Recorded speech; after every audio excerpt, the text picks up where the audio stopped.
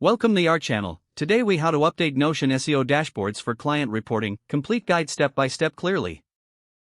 Open your Notion workspace where your SEO dashboard is located. Familiarize yourself with the main components of your SEO dashboard.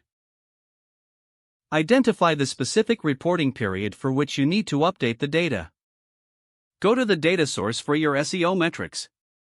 If you are pulling data from Google Analytics, log into your account. Select the date range relevant to your reporting period. Export the necessary data as a CSV or integrate it directly with Notion using an API. Next, navigate back to your Notion dashboard. Find the database where your SEO data is stored. If you're using a template, ensure that it is structured correctly to receive the new data. To import the new data, click on the three dots in the top right corner of your Notion database. Select Merge with CSV if you're using a CSV file. Upload the CSV file you exported earlier. Review the fields to ensure they match your Notion database properties. Click Merge to combine the data. Once merged, check for any discrepancies in the data.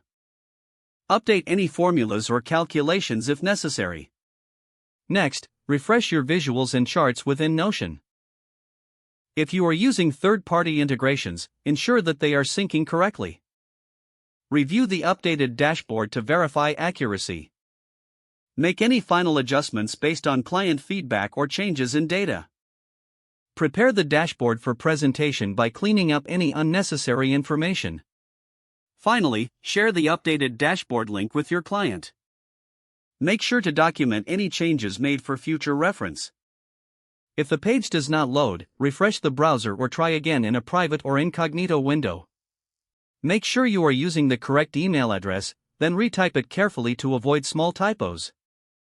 If your password is not accepted, use the reset option and create a new strong password you can remember. Check your spam folder for verification or security emails, then complete any requested confirmation steps. Don't forget to like this video and subscribe to our channel for more step-by-step tech guides.